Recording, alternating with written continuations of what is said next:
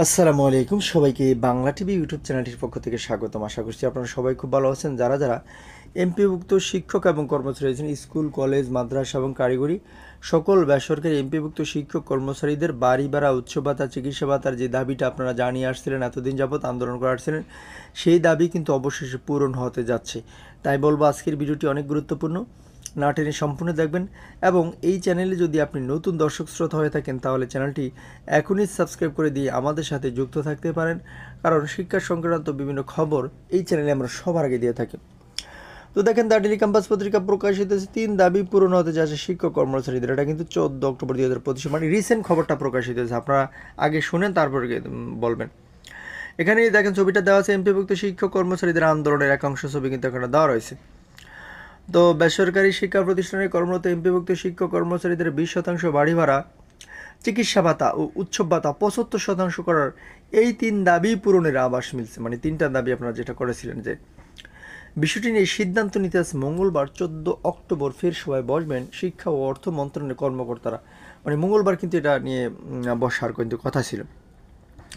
শিক্ষা মন্ত্রণালয়ের একটি সূত্র জানিয়েছে, মঙ্গলবার সকাল 9:30টার দিকে অর্থ মন্ত্রণালয়ের সম্মেলন কক্ষে সংশ্লিষ্টরা সভায় বসবেন। এতে বাড়ি ভাড়া ও চিকিৎসা ভাতা বৃদ্ধির ব্যাপারে চূড়ান্ত সিদ্ধান্ত আসতে পারে। ভিডিওর মাঝখানে আবারও বলবো, আপনি যদি চ্যানেলটি এখনও সাবস্ক্রাইব করে না থাকেন, প্লিজ চ্যানেলটি সাবস্ক্রাইব করে দিয়ে যান এবং আমাদের সাথে যুক্ত থাকুন, কারণ শিক্ষা সংক্রান্ত বিভিন্ন খবর এই চ্যানেলে আমরা সবার আগে দিয়ে থাকি। নাম অপ্রকাশিত রাখার শর্তে শিক্ষা মন্ত্রণালয়ের মাধ্যমিক ও উচ্চশিক্ষা বিভাগের এক কর্মকর্তা সোমবার রাতে দ্য ডেইলি ক্যাম্পাসকে বলেন, অর্থ মন্ত্রণালয়ের সঙ্গে আমরা নিয়মিত যোগাযোগ করছি, অনেক হিসাবেও করা হচ্ছে, আশা করছি দ্রুত শিক্ষকদের সুখবর দেওয়া সম্ভব হবে। অর্থ উপদেষ্টা এবং সচিব দেশে নেই, এই অবস্থায় চূড়ান্ত সিদ্ধান্ত নেওয়া সম্ভব কিনা এমন প্রশ্নের জবাবে এই কর্মকর্তা আরও বলেন, শিক্ষা উপদেষ্টা নিয়মিত অর্থ উপদেষ্টার সঙ্গে যোগাযোগ করছেন, ফলে তারা দেশে না থাকলেও সিদ্ধান্ত নিতে সমস্যা হবে না।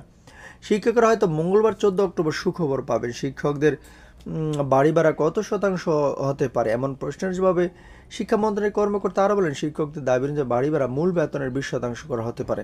এছাড়া চিকিৎসা ভাতা 500 টাকা বাড়ি 1000 টাকা এবং কর্মচারীদের উৎসব ভাতা 75% করার দাবিও পূরণ হবে।